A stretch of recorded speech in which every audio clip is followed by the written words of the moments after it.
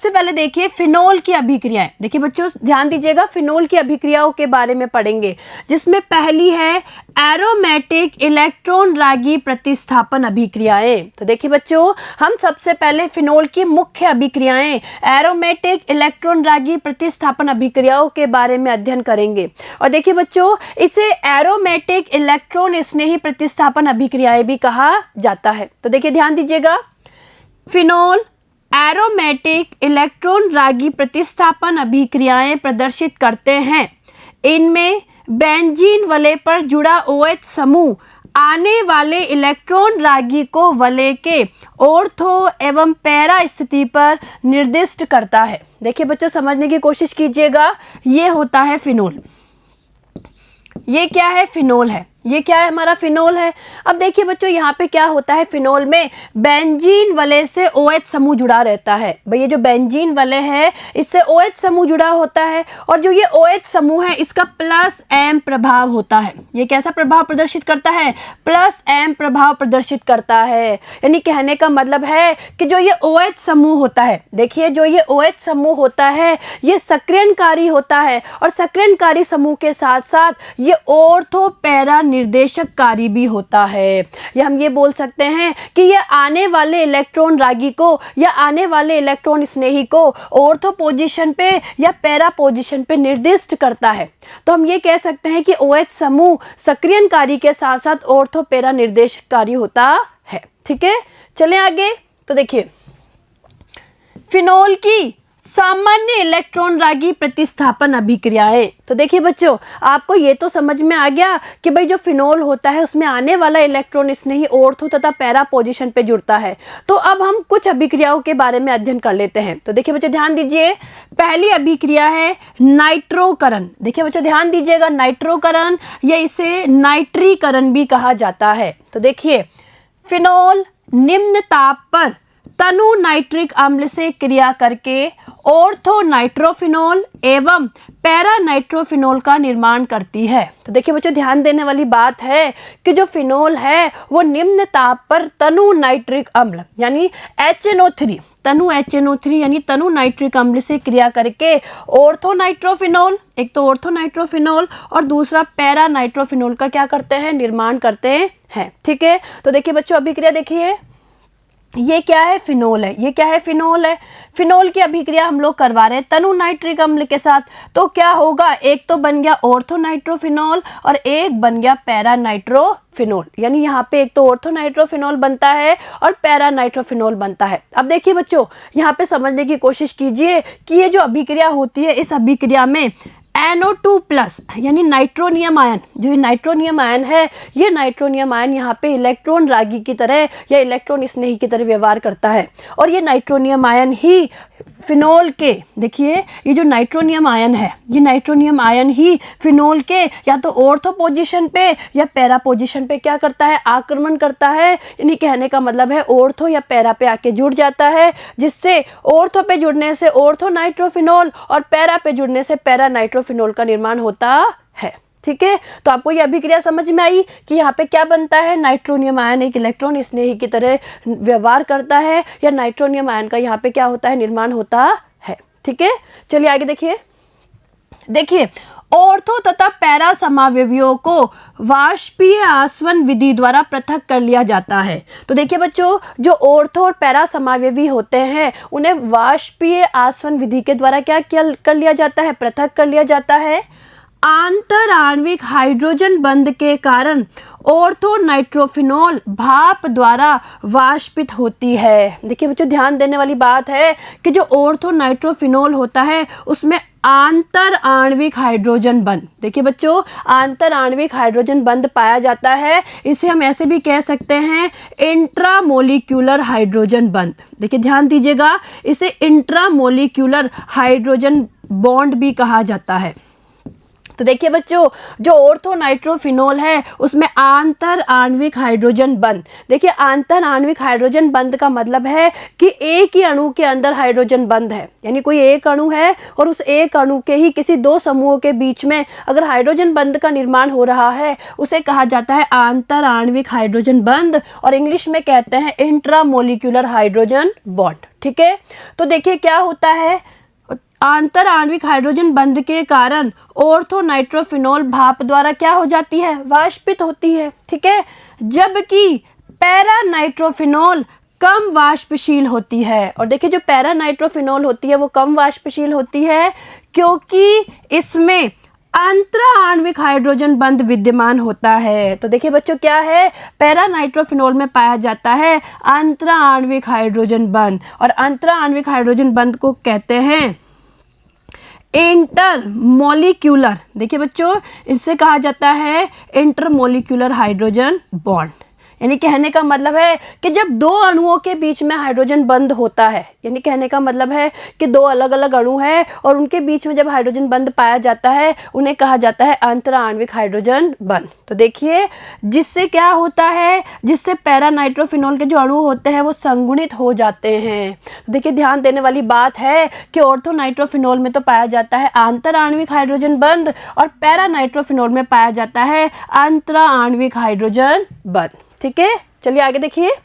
अब देखिए बच्चों यहाँ से इसे समझने की कोशिश कीजिए, ये स्ट्रक्चर किसकी है, ऑर्थो नाइट्रोफिनोल की। देखिए ये ऑर्थो नाइट्रोफिनोल है और इसमें आंतर आणविक हाइड्रोजन बंध पाया जाता है, यानी कहने का मतलब है कि जो OH समूह है, OH समूह के हाइड्रोजन और जो NO2 समूह है उसके ऑक्सीजन, इन दोनों के बीच में देखिए ये जो डॉट डॉट करके आपको दिखाया गया है ये क्या है, हाइड्रोजन बॉन्ड है, हाइड्रोजन बंध है। ये क्या है, हाइड्रोजन बंध, हाइड्रोजन बंध है। ठीक है, इसी तरीके से देखिए अगर पैरा नाइट्रोफिनोल की हम लोग बात करें तो पैरा नाइट्रोफिनोल में देखिए दो अलग अलग अणु हैं, एक तो पैरा नाइट्रोफिनोल का ये अणु और एक पैरा नाइट्रोफिनोल का ये अणु, यानी इन दोनों अणुओं के बीच में हाइड्रोजन बंध पाया जाता है और इसे कहते हैं अंतरा आणविक हाइड्रोजन बंध। तो देखिए बच्चों ये जो बन रहा है ये अंतरा आणविक हाइड्रोजन बंध है, इसमें क्या होता है, जो एक हमारा पैरा नाइट्रोफिनोल है उसके नाइट्रो समूह के ऑक्सीजन और दूसरा जो पैरा नाइट्रोफिनोल है उसके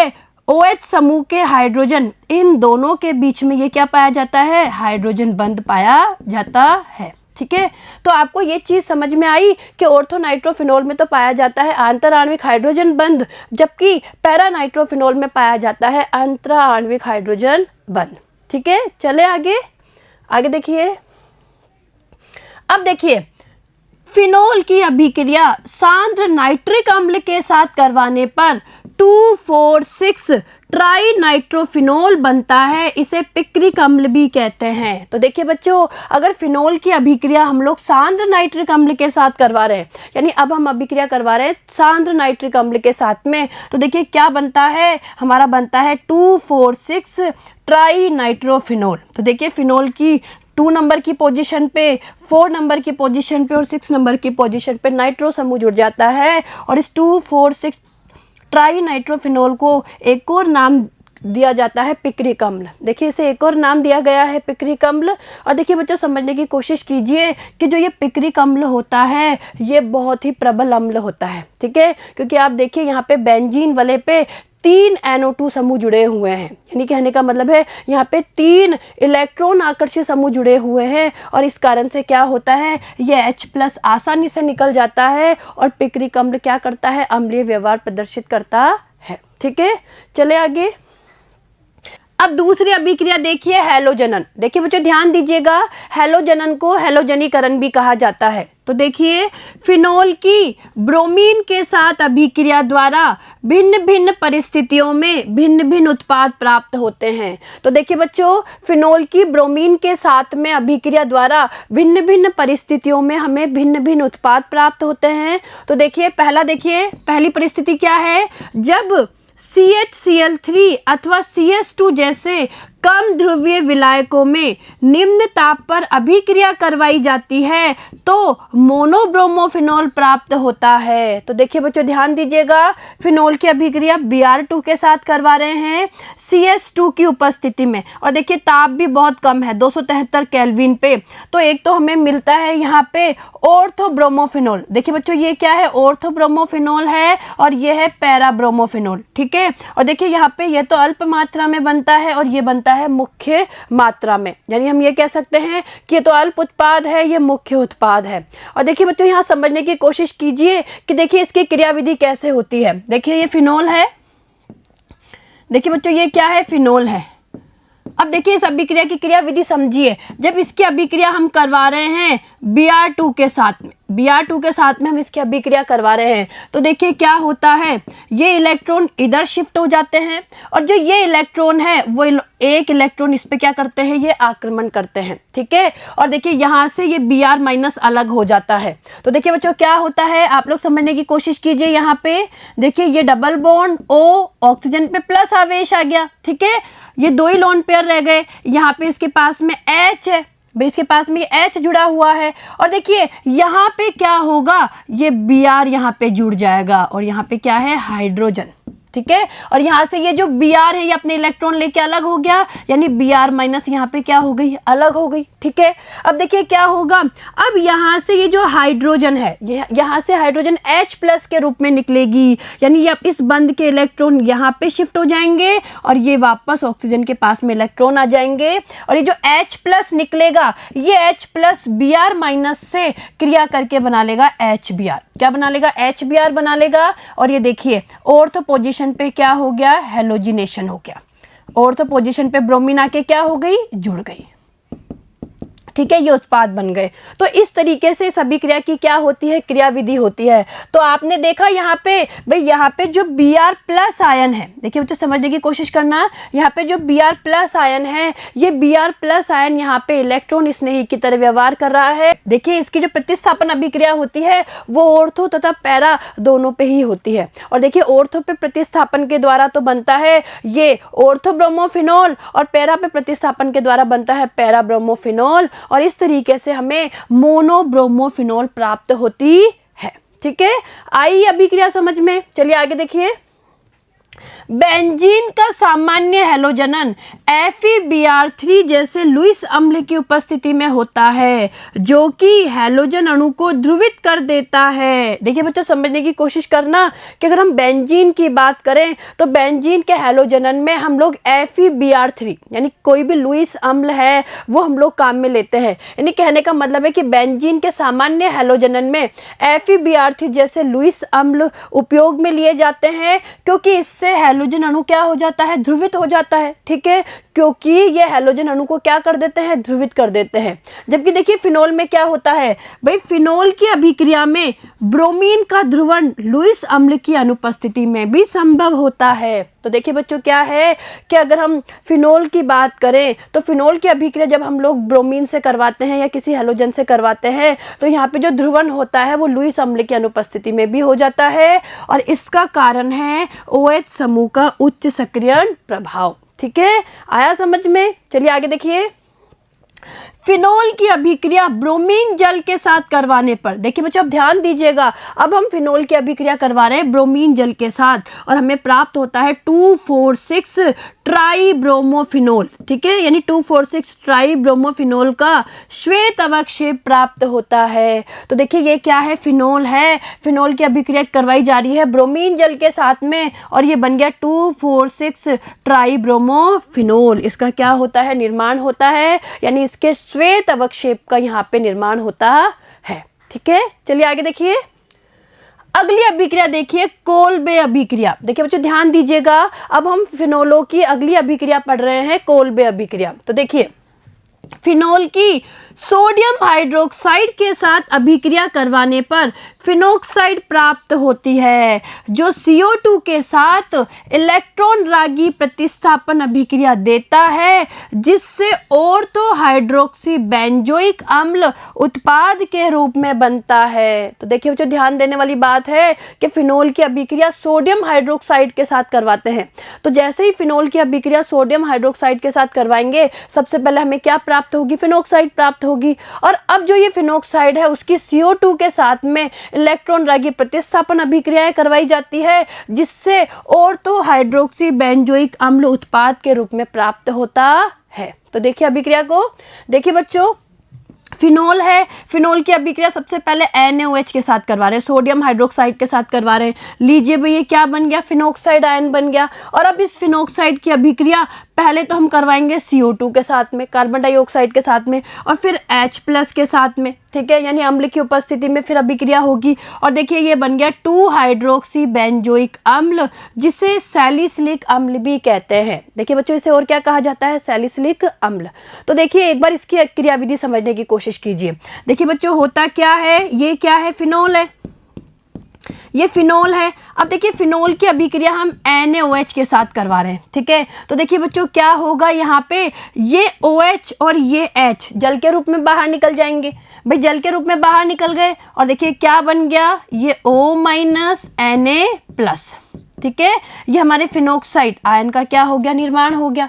अब इस फिनोक्साइड आयन की हम अभिक्रिया करवा रहे हैं सबसे पहले CO2 के साथ में। देखिए CO2, मैं CO2 बना रही हूँ, CO2 के साथ में हम इसकी अभिक्रिया करवा रहे हैं। देखिए बच्चों, क्या होगा? ये जो इलेक्ट्रॉन है, ये ऑक्सीजन पे जो माइनस आवेश है वो इधर डबल बॉन्ड बनाने में भाग लेगा।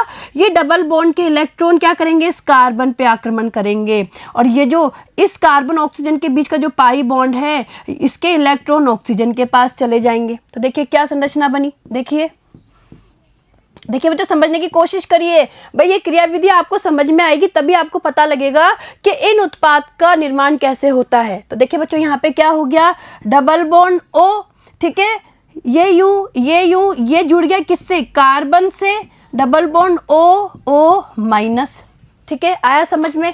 और यहाँ पे क्या है? यहाँ पे है हाइड्रोजन। यहाँ पे क्या है? हाइड्रोजन है। अब देखिए क्या होगा?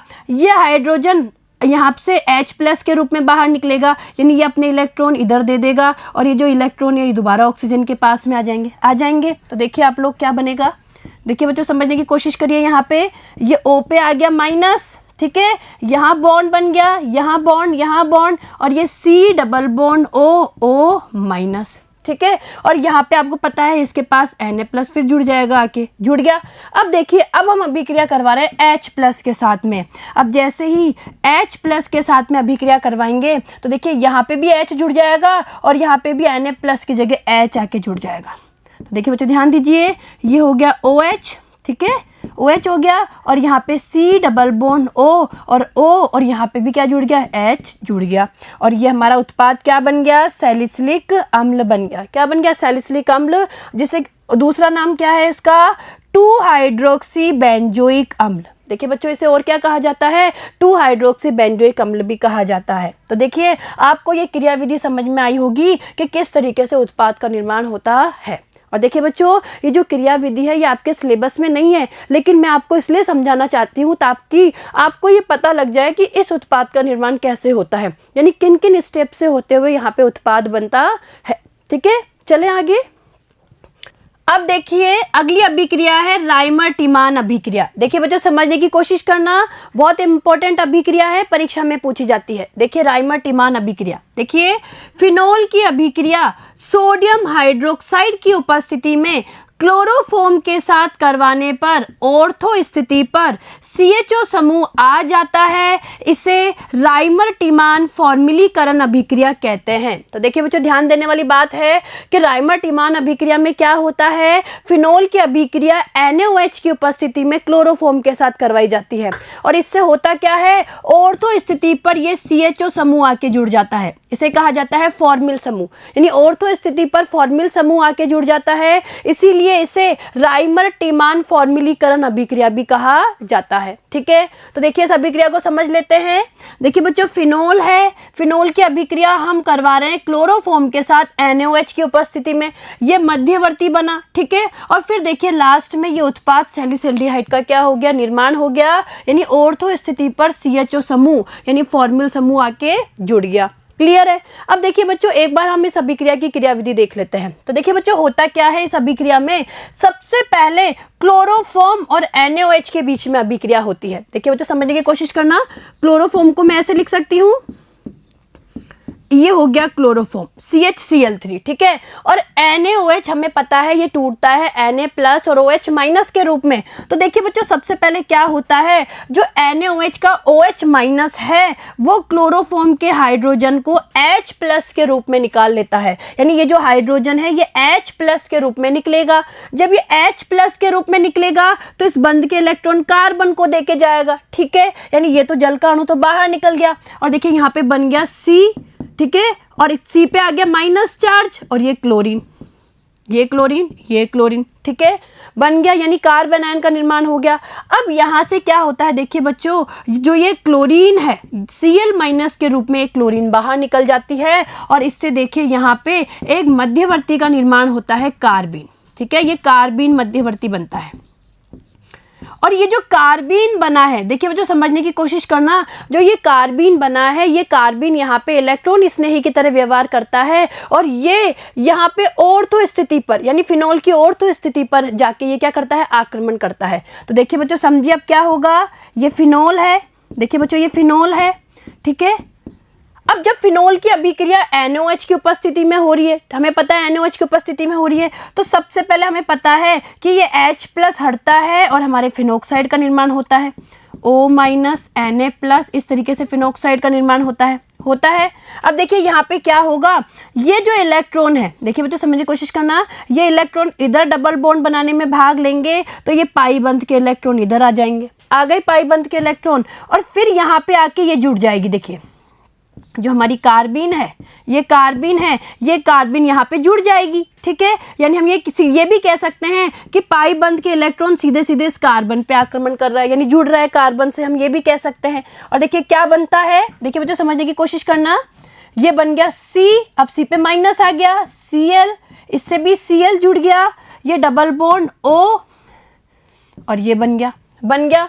अब देखिए बच्चों, यहाँ पे क्या है, यहाँ पे हाइड्रोजन भी तो जुड़ा हुआ है। तो देखिए ये जो हाइड्रोजन है, यहाँ पे जो हाइड्रोजन है, ये हाइड्रोजन H+ के रूप में निकलेगा, और H+ के रूप में निकलेगा तो बंध के इलेक्ट्रॉन इसको देके जाएगा, और ये इलेक्ट्रॉन वापस ऑक्सीजन के पास आ गए। ठीक है, तो ये जब H+ के रूप में निकलेगा तो इस कार्बन से जुड़ जाएगा। तो देखिए बच्चों क्या बना, देखिए ये बन गया यहाँ पे डबल बॉन्ड, यहाँ बॉन्ड, ये O वापस O- Na+, ठीक है, और ये देखिए ये बन गया CH, भाई इस कार्बन से H जुड़ गया, और इस कार्बन से जुड़े हुए हैं 2 Cl। ठीक है, अब देखिए बच्चों क्या होगा, ये जो दोनों क्लोरीन हैं, इन दोनों क्लोरीन का OH समूह के द्वारा प्रतिस्थापन होगा। तो देखिए क्या होगा, देखिए यहाँ पे O- Na+, ठीक है, और ये CH, इस पे OH, और ये कार्बन पे भी OH। ठीक है, और अब देखिए यहाँ से क्या होगा, यहाँ से देखिए बच्चों, ये जो जल का अणु है, ये दोनों OH जुड़े हुए हैं, तो ये OH और ये H, इस तरीके से जल का अणु बाहर निकल जाएगा। और देखिए ऑर्थो स्थिति पे, देखिए बच्चों O- Na+, ऑर्थो स्थिति पर क्या हो जाएगा, CHO समूह जुड़ जाएगा आके, ये CHO समूह का निर्माण हो गया ऑर्थो स्थिति पे। ठीक है, और बाद में देखिए यहाँ पे H आके जुड़ जाएगी, तो ये OH और ये CHO। ठीक है, और इस तरीके से अगर आप देखेंगे तो इस तरीके से देखिए हमारे सैलिसैल्डिहाइड का क्या हो गया, निर्माण हो गया, यानी ऑर्थो स्थिति पर कौन आके जुड़ गया, फॉर्मिल समूह आके जुड़ गया। ठीक है, तो देखिए ये क्रियाविधि आपको समझ में आई होगी। ठीक है, इससे क्रियाविधि से आपको ये क्लियर हो गया होगा कि इस उत्पाद का निर्माण कैसे होता है। और देखिए बच्चों, जब यहाँ पे कार्बीन का, देखिए जब यहाँ पे कार्बीन का ये फिनोल की ऑर्थो स्थिति पे आक्रमण होता है तो यहाँ पे एक मध्यवर्ती बनता है। देखिए ये मध्यवर्ती बनता है। ठीक है, और इस मध्यवर्ती से आगे फर्दर हमारे उत्पाद का निर्माण हो जाता है। चलें आगे, चलिए देखिए इस अभिक्रिया में पहले प्रतिस्थापित बेंजील क्लोराइड बनता है। देखिए बच्चों, इसे कहा जाता है प्रतिस्थापित बेंजील क्लोराइड, इस मध्यवर्ती को। ठीक है, बनता है जो एक मध्यवर्ती है। यह क्षार की उपस्थिति में अपघटित होकर सैलिसैल्डिहाइड बनाता है। और देखिए ये जो मध्यवर्ती है ये क्षार की उपस्थिति में अपघटित होकर क्या बनाता है, सैलिसैल्डिहाइड का निर्माण करता है। ठीक है, चलिए आगे। अब देखिए फिनोल की यशद रज के साथ अभिक्रिया। देखिए बच्चों ध्यान दीजिएगा, फिनोल की यशद रज के साथ अभिक्रिया पढ़ेंगे। देखिए फिनोल की अभिक्रिया यशद रज के साथ करवाने पर बेंजीन का निर्माण होता है। तो देखिए बच्चों ध्यान दीजिए, फिनोल है, फिनोल की अभिक्रिया यशद रज के साथ करवा रहे हैं। ठीक है, जिंक के साथ करवा रहे हैं। और देखिए अगर आप ध्यान से देखेंगे तो ये फिनोल की कार्बन ऑक्सीजन बंध विदलन की अभिक्रिया है। भाई अगर इस अभिक्रिया को ध्यान से देखेंगे तो इसमें फिनोल के कार्बन और ऑक्सीजन बंध का क्या हो रहा है, ये विदलन हो रहा है। और देखिए ZNO बन रहा है और साथ में बेंजीन का क्या हो रहा है, निर्माण। ठीक है, चले आगे। अब देखिए अगली अभिक्रिया है ऑक्सीकरण। तो देखिए फिनोल का क्रोमिक अम्ल द्वारा ऑक्सीकरण करवाने पर संयुग्मित डाइकीटोन बेंजोक्विनोन बनता है। तो देखिए बच्चों यहाँ पे फिनोल है, फिनोल का हम ऑक्सीकरण करवा रहे हैं क्रोमिक अम्ल के द्वारा ऑक्सीकरण करवाने पर ये देखिए हमारे बेंजोक्विनोन का हो गया निर्माण। ये बेंजोक्विनोन है और बेंजोक्विनोन क्या होती है, संयुग्मित डाइकीटोन होती है ये। ठीक है, चलिए आगे देखिए। वायु की उपस्थिति में फिनोल धीरे धीरे गहरे रंग के क्विनोनों के मिश्रण में ऑक्सीकृत हो जाते हैं। तो देखिए बच्चों क्या होता है कि वायु की उपस्थिति में जो फिनोल होती है वो धीरे धीरे गहरे रंग के जो क्विनोन होते हैं उनके मिश्रण में ऑक्सीकृत हो जाती है। ठीक है, तो देखिए बच्चों ये आप लोगों को फिनोलों की अभिक्रिया समझ में आई होगी। अब हम कुछ औद्योगिक महत्व के अल्कोहल पढ़ लेते हैं। तो देखिए बच्चों ध्यान दीजिएगा, औद्योगिक महत्व के कुछ अल्कोहल। देखिए बच्चों जिसमें पहला है मेथेनॉल। देखिए मेथेनॉल को CH3OH ये मेथेनॉल का फॉर्मूला होता है। तो देखिए मेथेनॉल को कास्ट स्प्रिट भी कहते हैं। इसे लकड़ी के भंजक आसवन द्वारा प्राप्त किया जाता है। तो देखिए बच्चों क्या होता है, मेथेनॉल को कास्ट स्प्रिट भी कहा जाता है। इसे लकड़ी के भंजक आसवन द्वारा प्राप्त करते हैं। वर्तमान में अधिकांश मेथेनॉल का उत्पादन उच्च ताप एवं दाब पर ZNO Cr2O3 उत्प्रेरक की उपस्थिति में कार्बन मोनोऑक्साइड के उत्प्रेरकी हाइड्रोजनन द्वारा किया जाता है। तो देखिए जो ध्यान दीजिएगा कि वर्तमान में जो मेथेनॉल का उत्पादन किया जाता है वो उच्च ताप व दाब पर ZNO और Cr2O3 उत्प्रेरक की उपस्थिति में किया जाता है। ठीक है, चलें आगे। अब देखिए अभिक्रिया देखिए CO यानी कार्बन मोनोऑक्साइड प्लस 2S2 यानी इसका उत्प्रेरकीय हाइड्रोजनीकरण हो रहा है। ये देखिए उत्प्रेरक की उपस्थिति में ये देखिए 200 से 300 एटमॉस्फेयर यानी ये दाब है और 573 से 673 केल्विन ताप है। तो लीजिए भाई मेथेनॉल का निर्माण हो गया। क्लियर है, चलिए आगे। मेथेनॉल एक रंगहीन द्रव है जिसका क्वथनांक 337 केल्विन होता है। यह अत्यंत विषैली प्रकृति की होती है। इसकी अधिक मात्रा से मृत्यु भी हो सकती है। आगे देखिए, इसका उपयोग पेंट वार्निश के लिए विलायक के रूप में तथा फॉर्मेल्डिहाइड के निर्माण में किया जाता है। ठीक है, चलिए आगे। अब देखिए एथेनॉल। देखिए दूसरा जो औद्योगिक महत्व का हमारा अल्कोहल है वो है एथेनॉल C2H5OH। तो देखिए एथेनॉल को औद्योगिक स्तर पर किण्वन द्वारा प्राप्त किया जाता है। देखिए बच्चों किण्वन जिसे हम फर्मेंटेशन भी कहते हैं। तो देखिए अगर औद्योगिक स्तर पर एथेनॉल बनाया जाता है तो किण्वन विधि द्वारा बनाया जाता है। शर्करा के किण्वन से एथेनॉल प्राप्त करना एक पुरानी विधि है। मोलेसेज यानी शीरे, गन्ने, अथवा अंगूर जैसे फलों की शर्करा को इन्वर्टेज एंजाइम की उपस्थिति में ग्लूकोज एवं फ्रक्टोज जिनका कि दोनों का आणविक सूत्र क्या होता है C6H12O6। देखिए बच्चों ध्यान देना भाई, C6H12O6 ये दोनों का आणविक सूत्र होता है। यानी कहने का मतलब है ग्लूकोज का आणविक सूत्र भी ये होता है और फ्रक्टोज का आणविक सूत्र भी यही होता है। ठीक है, लेकिन अगर हम इनकी संरचना बनाएं तो संरचना अलग अलग होती है। आगे देखिए, तो होता क्या है, इन्हें ग्लूकोज और फ्रक्टोज में परिवर्तित कर लिया जाता है। ग्लूकोज एवं फ्रक्टोज को ईस्ट में पाए जाने वाले दूसरे एंजाइम जाइमेज द्वारा किण्वन किया जाता है। ठीक है, चलिए आगे देखिए बच्चों, C12H22O11। ठीक है, शर्करा है, शर्करा का जल अपघटन किया इन्वर्टेज एंजाइम के द्वारा, एक तो बन गया ग्लूकोज और एक क्या बन गया, फ्रक्टोज बन गया। तो आगे देखिए, ग्लूकोज है, ग्लूकोज का जब जाइमेज एंजाइम के द्वारा अपघटन करते हैं तो हमारा एथेनॉल बन जाता है और ये CO2 निकल जाती है। ठीक है, तो इस तरीके से एथेनॉल का निर्माण किया जाता है। शराब बनाने के लिए अंगूर शर्करा, जिसे द्राक्ष शर्करा कहते हैं, तथा ईस्ट का स्रोत होते हैं। जब अंगूर पक जाते हैं तो उनमें शर्करा की मात्रा बढ़ जाती है तथा उनकी ऊपरी सतह पर ईस्ट उत्पन्न हो जाती है। जब अंगूरों को कुचला जाता है तो शर्करा एवं एंजाइम संपर्क में आते हैं तथा किण्वन क्या हो जाता है, आरंभ हो जाता है। ठीक है, चलिए आगे देखिए, किण्वन अवायवीय स्थितियों यानी कि वायु की अनुपस्थिति में होता है। किण्वन में कार्बन डाइऑक्साइड निर्मुक्त होती है। देखिए बच्चों ध्यान देने वाली बात है कि जो किण्वन होता है उसमें कार्बन डाइऑक्साइड गैस क्या होती है, निर्मुक्त होती है। यदि किण्वन मिश्रण में वायु आ जाती है तो वायु की ऑक्सीजन एथेनॉल को एथेनोइक अम्ल में ऑक्सीकृत कर देती है। तो देखिए बच्चों यहाँ समझने वाली बात है कि यदि किण्वन मिश्रण में, भाई जो किण्वन मिश्रण होता है उसमें अगर वायु आ जाती है तो वायु क्या करती है, भाई वायु की जो ऑक्सीजन है वो एथेनॉल को एथेनोइक अम्ल में ऑक्सीकृत कर देती है। ठीक है, जिससे अल्कोहलिक पेय का स्वाद नष्ट हो जाता है। यानी जिससे जो अल्कोहलिक पेय है उसका स्वाद नष्ट हो जाता है। ठीक है, आगे देखिए, एथेनॉल एक रंगहीन द्रव है जिसका क्वथनांक 351 केल्विन होता है। तो देखिए बच्चों ध्यान दीजिएगा कि जो एथेनॉल है वो एक रंगहीन द्रव होता है और जिसका क्वथनांक क्या होता है, 351 केल्विन। ठीक है, यह पेंट उद्योग में विलायक के रूप में तथा कार्बन के अनेक यौगिकों के विरचन में प्रयुक्त की जाती है। तो देखिए इसका उपयोग कहाँ किया जाता है, पेंट उद्योग में विलायक के रूप में तथा कार्बन के अनेक यौगिकों के विरचन में किया जाता है इसका उपयोग।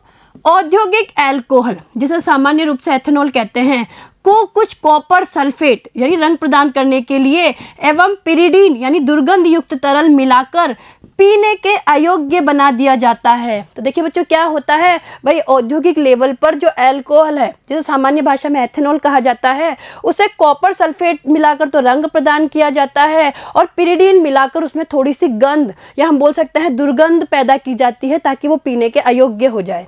आगे देखिए, और इस प्रक्रम को अल्कोहल का विकृतीकरण कहते हैं। और इसे क्या कहते हैं, अल्कोहल का विकृतीकरण। आगे देखिए, आजकल एथेनॉल की अधिक मात्रा एथीन के जलयोजन द्वारा प्राप्त की जाती है। तो देखिए बच्चों ध्यान दीजिएगा कि आजकल जो एथेनॉल की मात्रा प्राप्त की जाती है उसे एथीन के जलयोजन के द्वारा प्राप्त की जाती है। ठीक है, तो आया समझ में आपको ये। तो देखिए बच्चों, आज हम लोगों ने पढ़ा फिनोल की अभिक्रियाओं के बारे में और साथ ही साथ हम लोगों ने कुछ औद्योगिक महत्व के अल्कोहलों पे भी आज चर्चा की। ठीक है, और ये दोनों टॉपिक आपको समझ में आए होंगे। अब इसके आगे आने वाले वीडियो में हम लोग ईथर के बारे में पढ़ेंगे, जिसमें हम ईथर के विरचन की विधियाँ, उनके भौतिक गुण और रासायनिक गुणों का अध्ययन करेंगे। ठीक है, धन्यवाद।